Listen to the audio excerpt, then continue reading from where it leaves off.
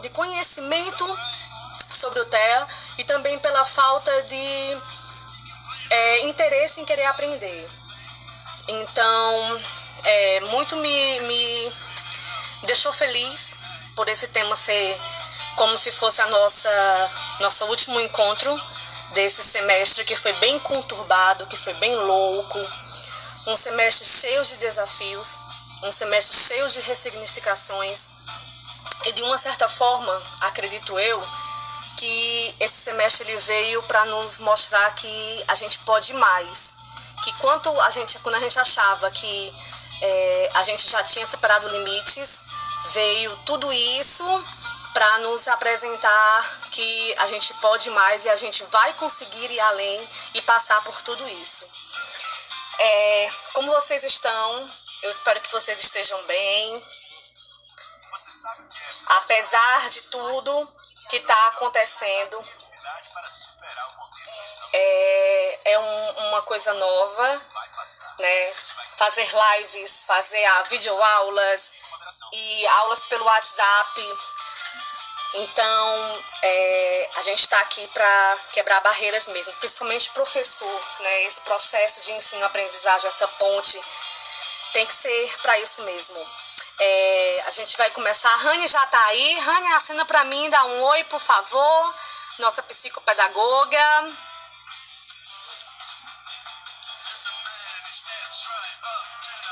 Bel, obrigada, meu amor.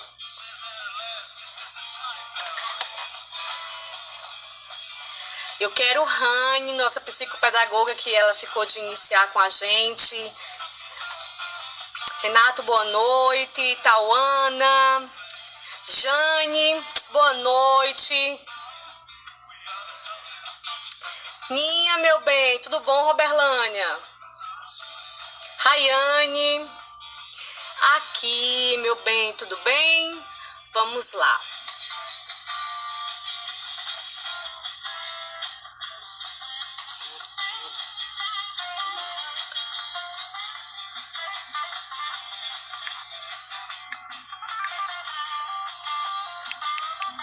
Edson, boa noite.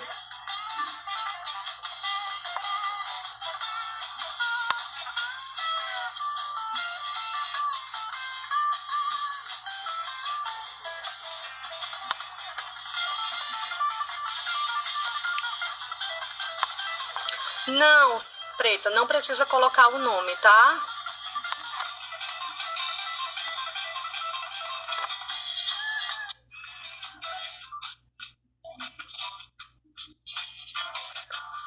Só aguardando Rani adicionar. Rani, boa noite, meu amor, tudo bem? Muito feliz de estar conhecendo você, mesmo que seja pela videoaula, mas muito feliz em ter você nesse momento.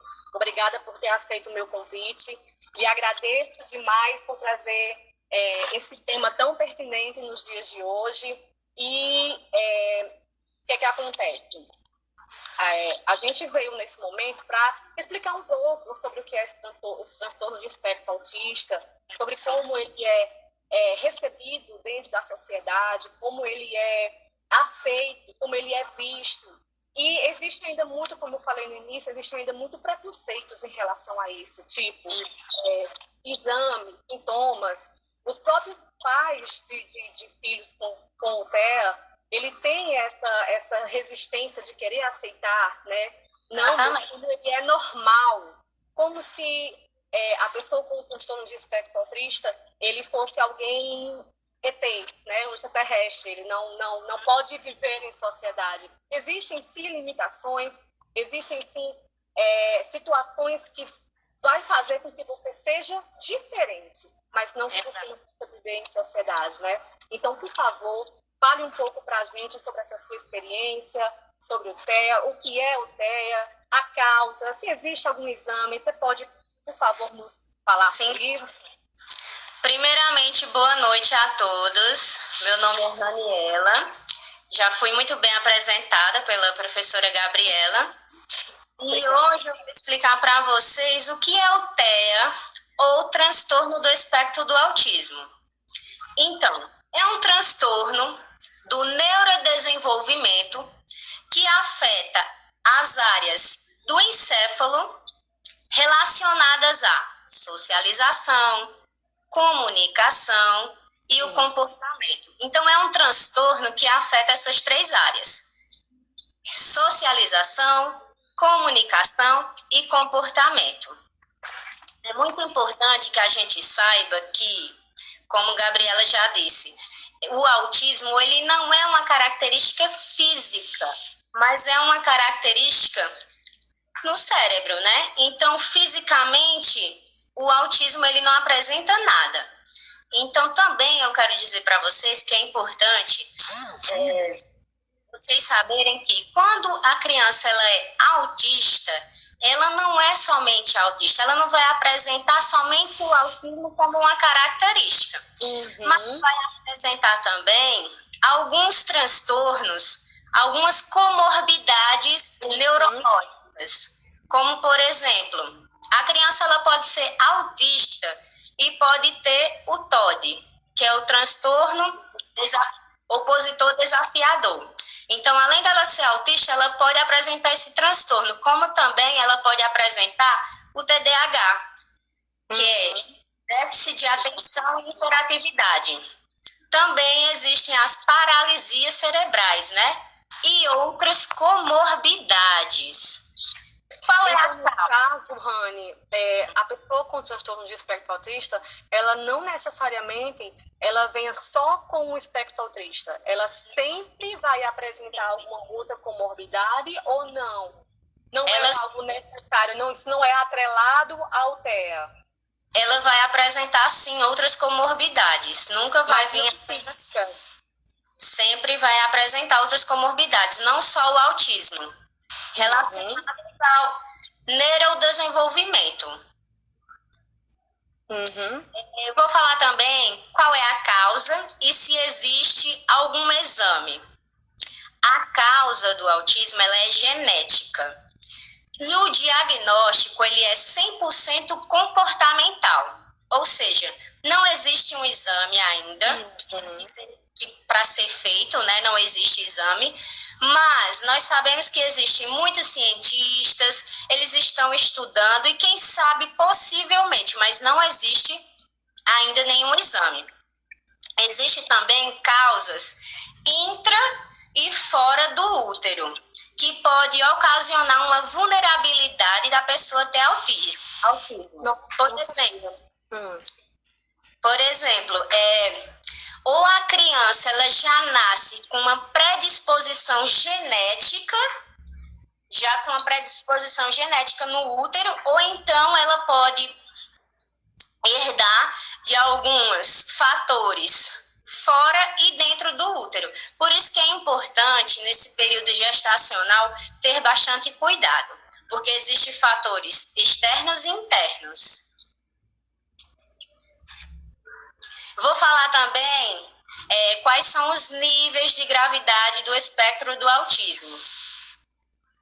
Então, atualmente, o Manual do Diagnóstico de Transtornos Mentais, que é o DSM-5, é o que caracteriza, o que diagnostica quando a criança é autista.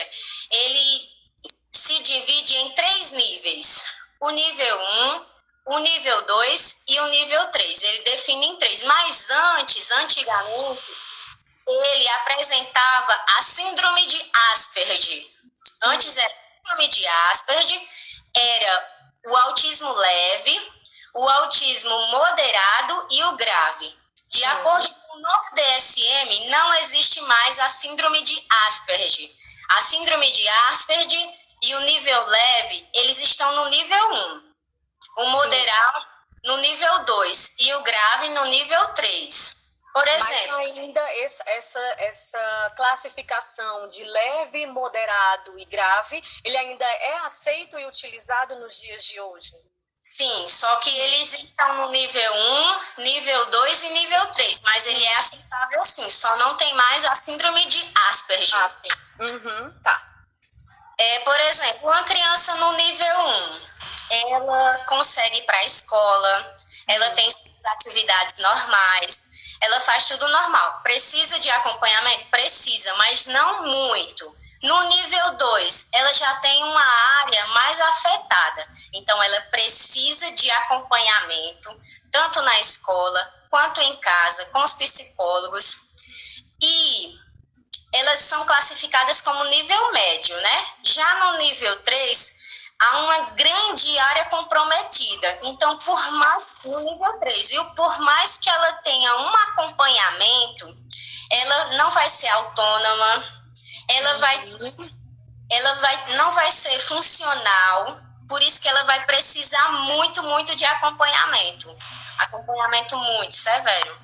Tá, só me explica uma coisa. Essa questão do acompanhamento, principalmente, eu não estou falando nem tanto no acompanhamento do nível severo, é mais na questão do moderado e do leve. A gente precisa também ter muito cuidado para que a gente não superproteja e dificulte mais ainda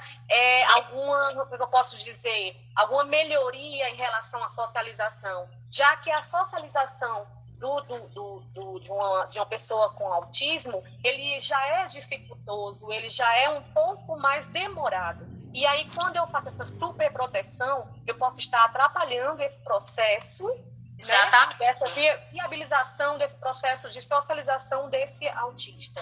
Eu tenho que dar autonomia, que já no nível 3 ele não tem. Aí eu tenho que permitir essa autonomia para ele. Permitir que a criança faça as coisas.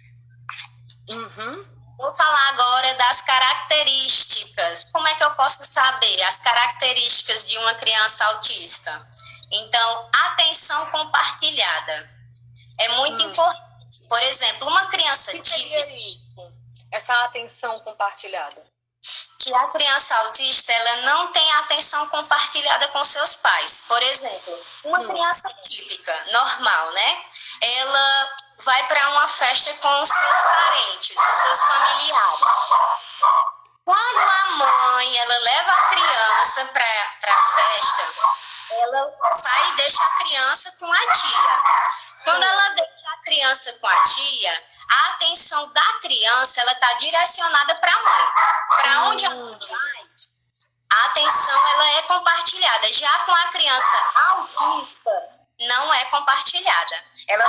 Isso são relatos das mães. Ela vai com todo mundo, faz tudo com todo mundo e a atenção não é compartilhada. Também é muito importante falar sobre outra característica.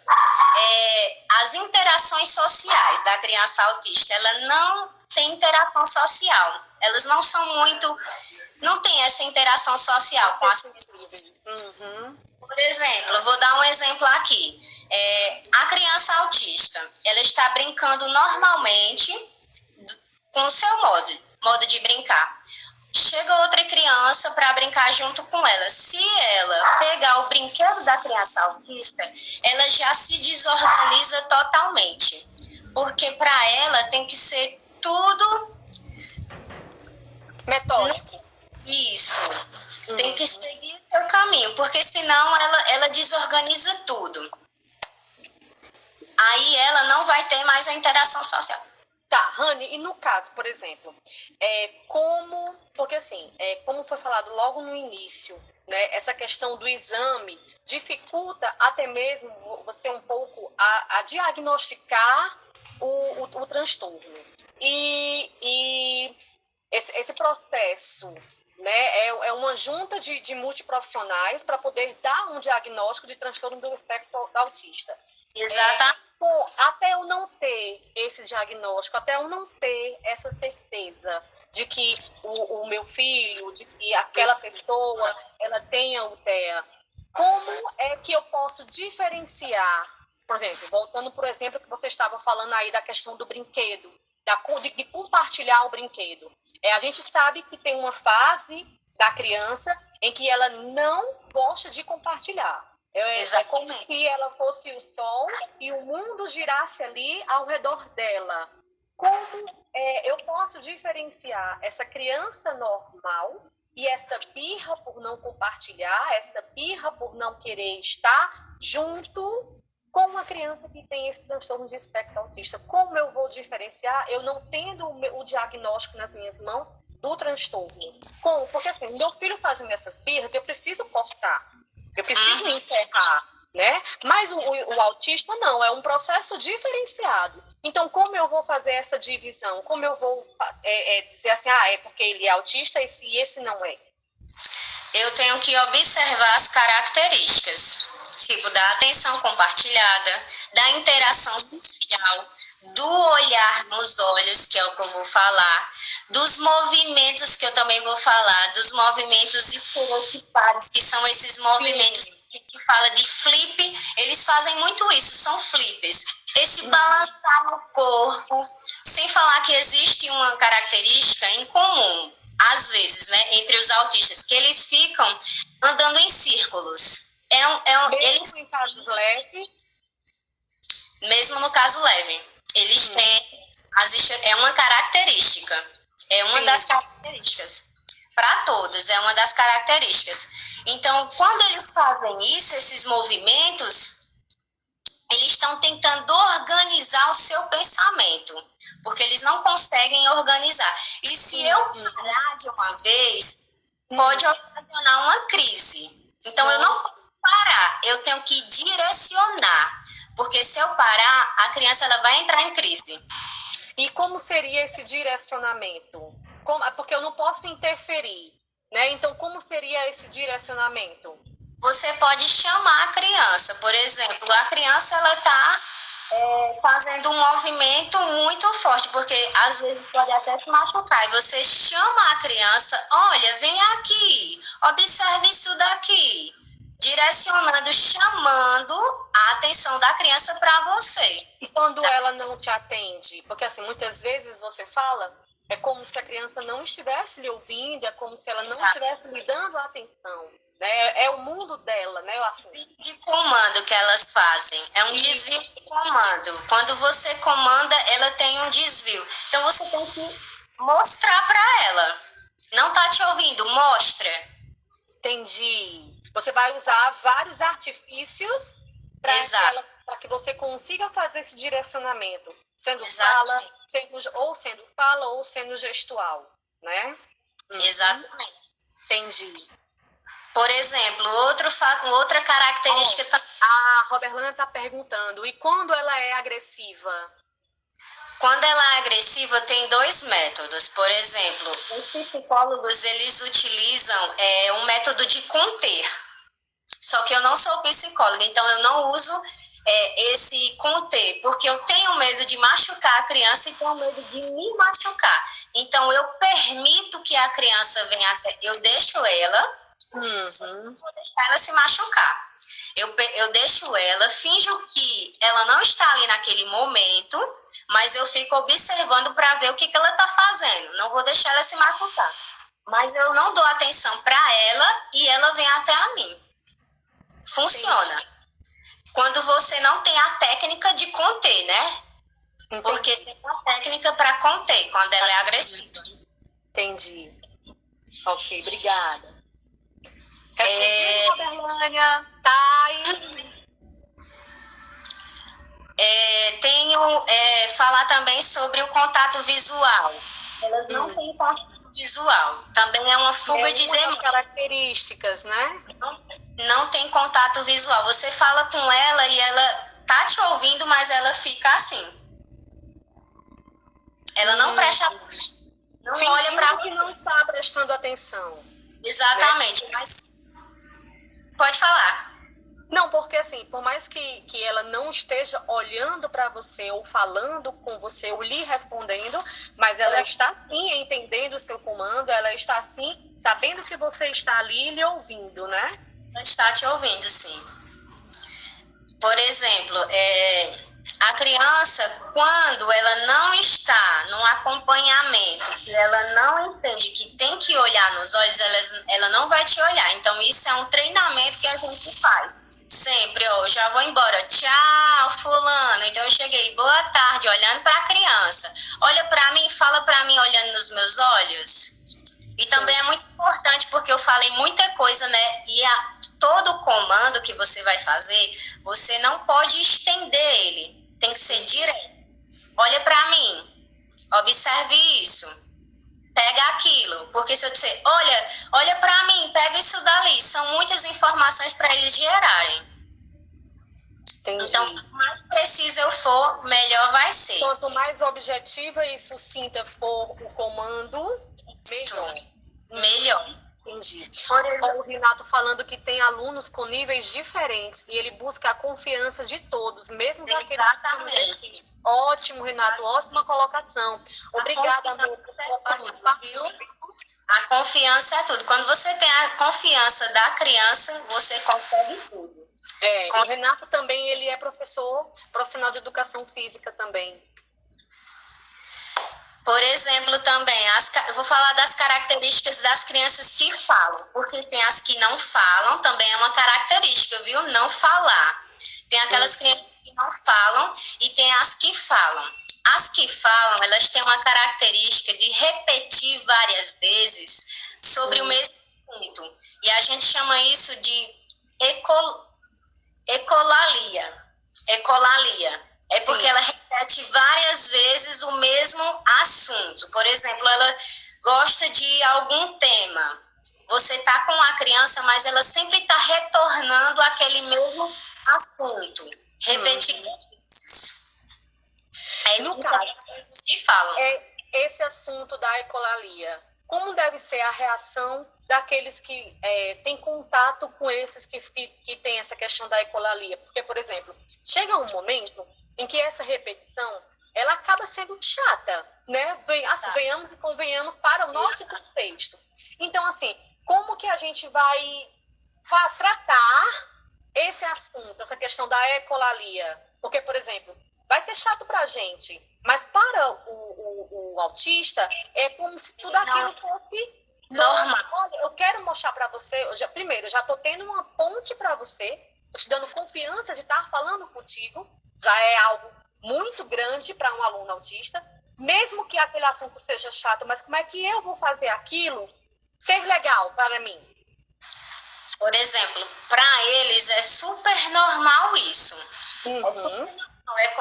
Eles não sabem direcionar o que eles vão falar. Então, muitas vezes, eles vão repetindo. E o que é que nós temos que fazer? A gente tem que intervir direcionando. E também existe um profissional específico para isso, que eu vou falar um pouquinho mais lá na frente. Tá bom. Boa noite, Judson. Por exemplo, ainda falando das crianças que falam, as crianças que falam e todas as crianças autistas, elas não entendem quando nós, seja pai, seja irmão, seja terapeuta ou qualquer pessoa que esteja com a criança, interprete entre linhas. Eles não têm essa interpretação entre linhas que nós temos.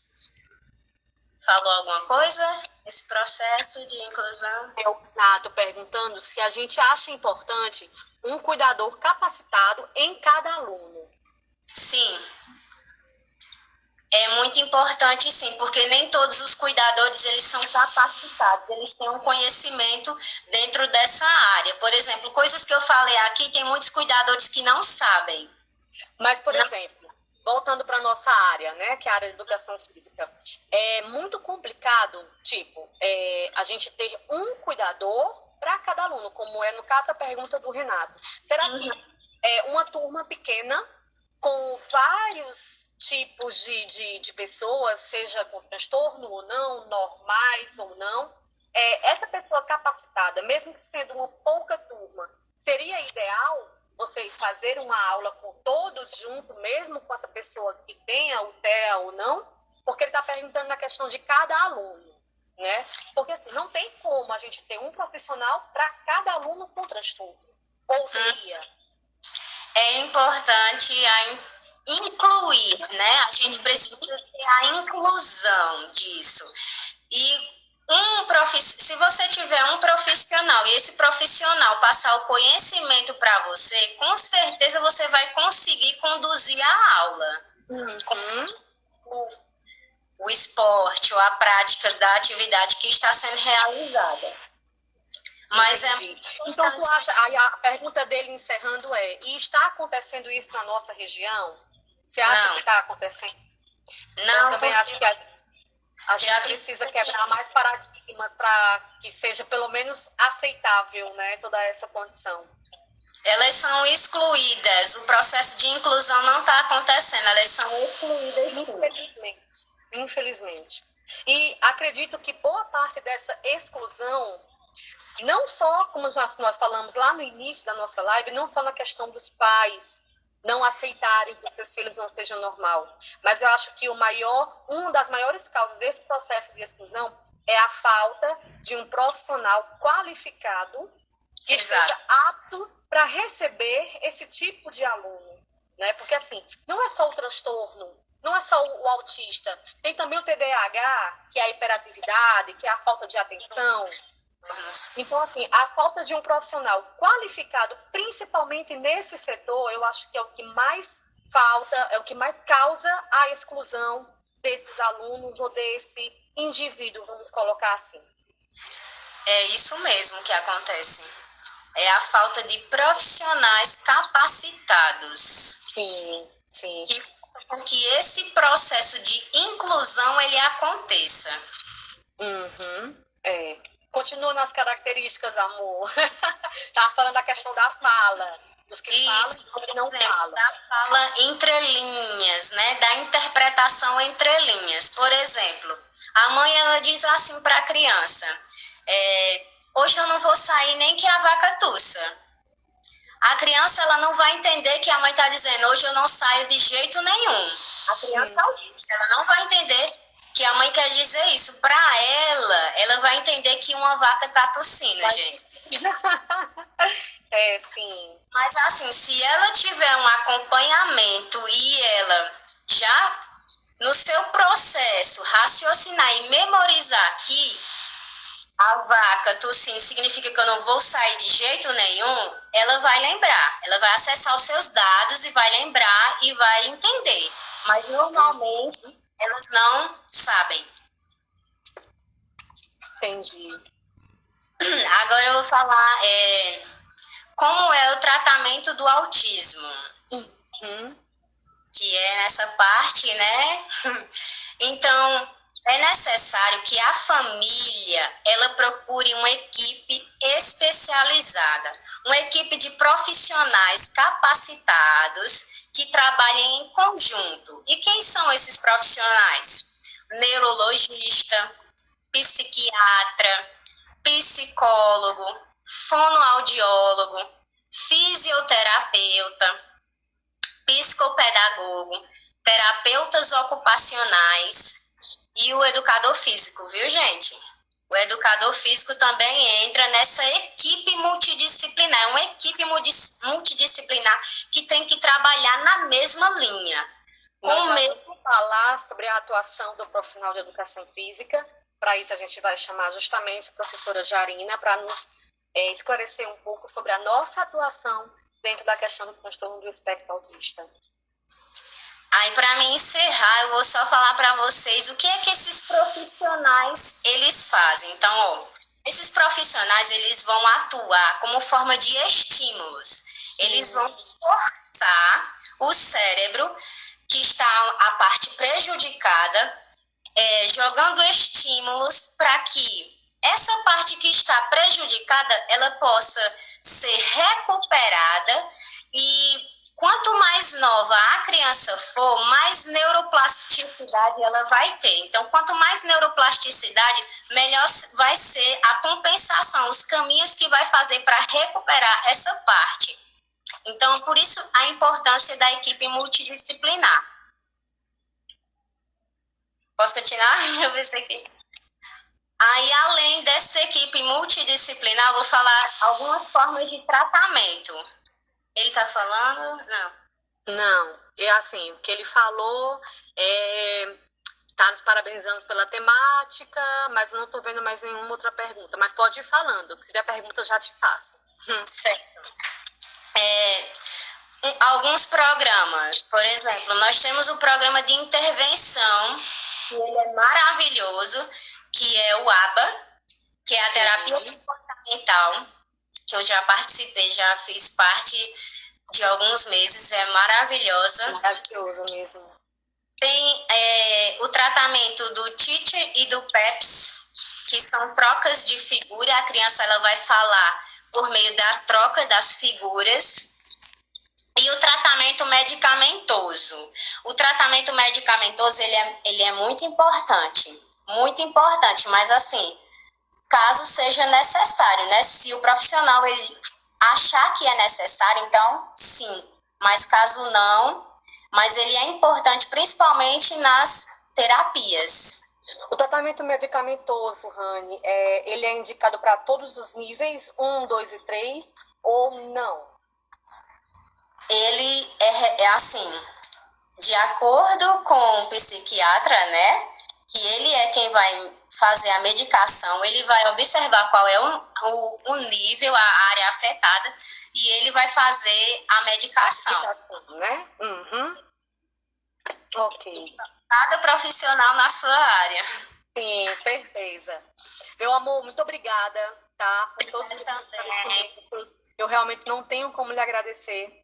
Você enriqueceu muito a nossa live de hoje. Eu lhe agradeço demais pela sua participação, por tudo que você nos trouxe, que nos agregou ainda mais conhecimento em relação ao autismo.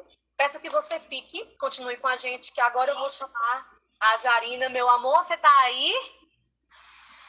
Para a gente poder entrar na nossa área.